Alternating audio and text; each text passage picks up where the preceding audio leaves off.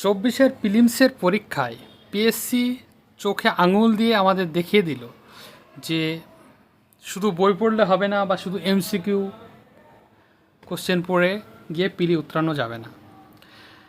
একবারে কাকতালীয়ভাবে মিলে গেছে। আজকে একটা কোশ্চেন এসেছিল যে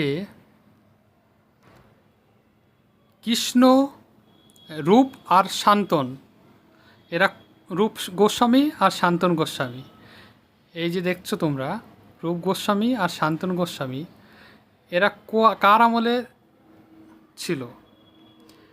এই প্রতিবেদনটা আজকের উত্তরবঙ্গ সংবাদে বেরিয়েছে, সে 14ই জুন। দেখো এখানে লেখা আছে 1515 খ্রিস্টাব্দে 14ই জুন রামকেলিতে এসেছিলেন শ্রী চৈতন্যদেব, আর 15 জুন হোসেন শাহের প্রধানমন্ত্রী ও অর্থমন্ত্রী সকার মল্লিক আর দবির খাসকে বৈষ্ণব ধর্মে দীক্ষিত করেন এবং তাদের নামকরণ হয় রূপ গোস্বামী আর শান্তন গোস্বামী। দেখো আজকে 14ই জুন, সেই 1515 খ্রিস্টাব্দে 14ই জুনের যে ঘটনা সেটার কোশ্চেন আজকে পড়ে গেছে। তাহলে এটা কোনো বইয়ে তুমি আমরা সচরাচর পাই না।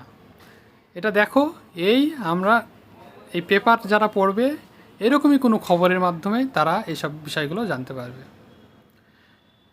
তাহলে তোমরা বুঝতেই পারছো পেপার পড়ার কতটা গুরুত্ব। তাই একবার পেপারকে অবহেলা করলে চলবে না। হ্যাঁ।